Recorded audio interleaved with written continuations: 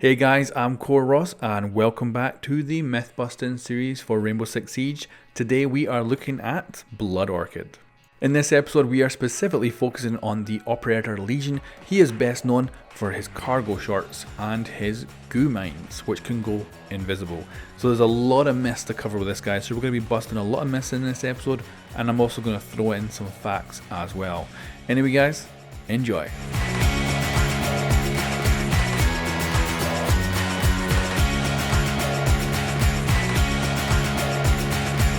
Goo mines can poison repelling players. So by far this is the most complex gadget I've ever tested in Rainbow Six Siege, and it's pretty awesome. I really enjoy using them in game. And for instance, you can put these on windowsills, and then if it's on kind of the outer half of the windowsill, you can close that window up and it looks really harmless from an attacker's point of view. The great thing about this is that it will poison the player as they come up to the window, and it will do damage over time, and they cannot pull the needle out until they stop repelling. And on some maps that might be a considerable amount of time, so you're going to lose probably 30 health, and of course it also slows you down, so that is confirmed. Placing mines on higher objects. Now these goo mines are extraordinarily versatile, but they do have some downsides. So for instance, like this, we placed it on a higher up object and it doesn't detonate. So I tried getting as close to this as I could. I'm definitely within the meter radius of the detonation and it does not go off. So it's not very good for placing on different levels. Some will work fine, some will go off no problem, but other ones will get really inconsistent. The enemy will have to get a lot closer to detonate them. A good example here is this ledge just up. It's not that much higher than the one that just detonated, but as you can see, if I move close to it, it doesn't go off until I get really, really close. So you do not want to place these on high up objects. You probably do want to keep them on ground level, because that will probably work far better than trying to put them on objects and getting too creative with them, because they'll become too inconsistent. So that is busted. You can safely melee a goo mine. So for instance, you can melee a frost mat and it's fine, but meleeing a goo mine will poison you. So if you do manage to get that close, do not melee it, otherwise it's going to hurt you. So that is confirmed. You can hide goo mines in dead bodies. So this is something you cannot do with claymores, but with the goo mine it does appear to detonate completely fine when you put it into a dead body. So that is confirmed. Each goo mine resets the damage over time. So if you notice, when you actually step on one mine, the tick starts for the damage that you're going to get every couple of seconds. But if you actually step on another mine, it resets that damage tick. So you can time it. If you know there's two mines in a certain area, you can go over one, then you can go over the second one without taking a damage tick in between, and then you can pull out the one needle instead of two. So that is confirmed. You can see goo needles in other players. So this is something I thought wasn't the case the first time around. So as you can see, watching this back in real time, you see there's no needle in Ying's leg. She then pulls nothing out, so nothing. But then if we watch it back, there's a needle right here for one frame just floating there. If we continue on, there is something actually attached to her leg and it's moving with her leg. It kind of looks a bit transparent perhaps though. But she then kind of grabs hold of something. There's nothing in her hand at all. And then magically this needle just comes out of nowhere. Really big needle too, that she just seems to, I think she was hiding it in her hand and she pretended. But it's there, it is actually there. So the model of that needle is present on the kind of third person perspective and not just the first person.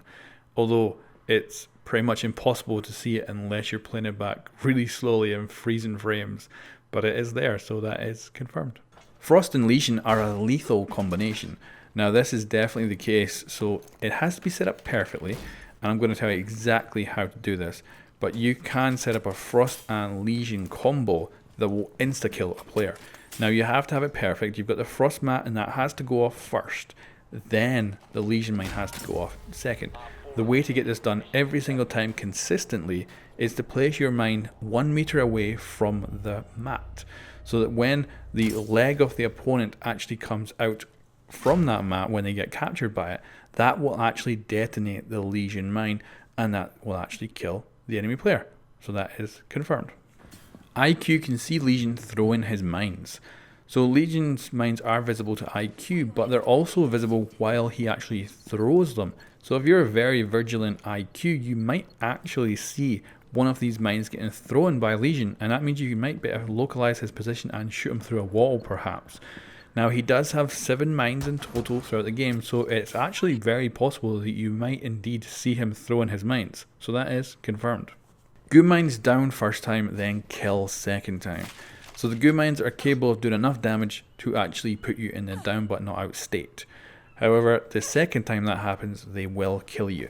The good thing about this is actually for the attackers. So say you have very low health and you want to get a reset, which is getting downed, and then you get revived, that gives you 50 extra health. You can use one of Legion's mines to do this. Now certainly if he's already dead and you're pretty safe, you don't think anyone's going to come and get you, you can use one of these mines and then you get your buddy to revive you. So kind of works. So it is useful and it is confirmed. One goo mine can hurt 2 players, so this will be very rare to actually see in the game, but certainly it is possible that 2 people can be injected with a needle at the same time on the same mine. So that is confirmed. Legion's mines can be thrown through floors, so this is very good using Rainbow Six Siege's destruction, and the versatility of these mines is that you can throw mines down through floors or up through floors because they'll fit through those metal steel reinforced bars, and that means you can get mines to places where the enemy might be, but potentially you could do that very safely but not having to be up there with the enemy. So that is confirmed. Closing doors or windows can destroy goo mines. So certainly putting a mine underneath a door is a bad idea anyway because there's a good chance a player will see it. But also if that door gets barricaded, it will actually destroy the goo mine.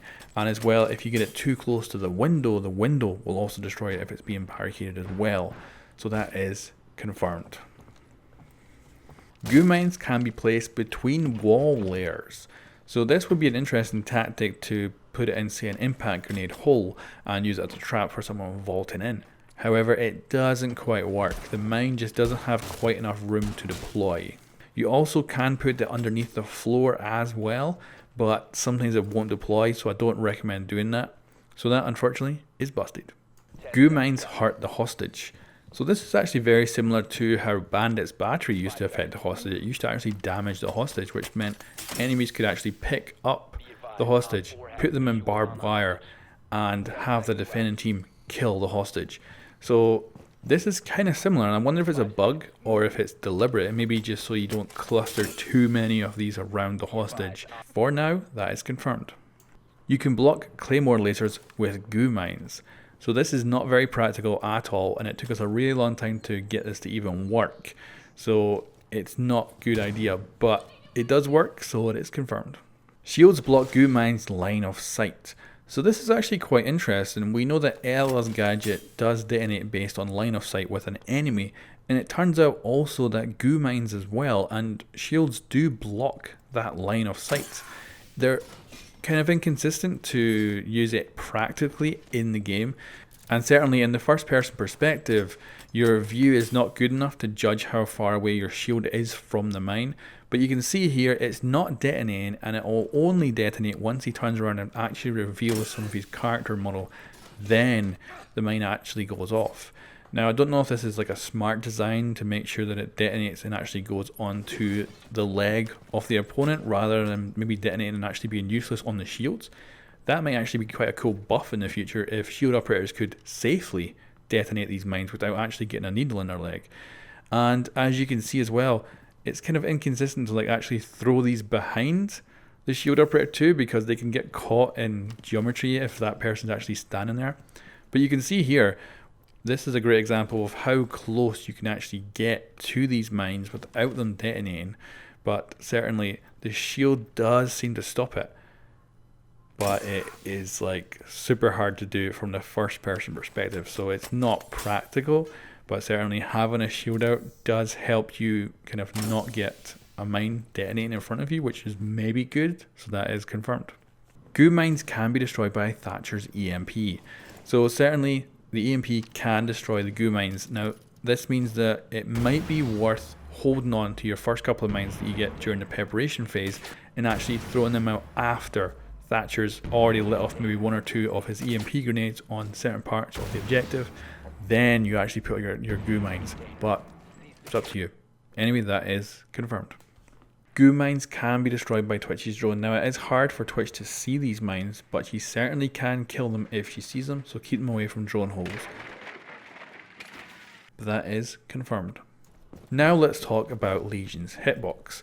So because of his outfit, he's actually pretty small, and I would say overall he's probably one of the smaller male operators when it comes to kind of hitbox size. And those cargo shots actually do kind of help that, although they seem a bit of a kind of silly, too casual choice. But even though we do have operators with jeans, so I wouldn't say it's that much difference over what we've seen before. And you can see that everything you would expect is not part of the hitbox is definitely not. So the hatchet on his back, the backpack, the helmet, the goggles, it's all pretty damn good. And I look forward to the future when they actually add in like the spark effect. So when you hit part of the helmet but not actually make contact with the human body, you'll actually get some sort of spark, and that'll look really good on this operator. So yeah, pretty small hitbox overall, I'd say. Now, because the goo mine actually goes completely invisible, you can see all the different components that actually make up this device, and it's surprisingly complex. You can see the syringes, you can then see what's holding the syringes, and you can see that it has this base that opens up to hold it in place as well. So it's incredibly detailed for such a small device that goes invisible. You know, there's actually so much detail to it. Well guys, thank you very much for watching this episode of Busted in Rainbow Six Siege. I hope to see you again in the future. Make sure you're subscribed, and I'll catch you next time.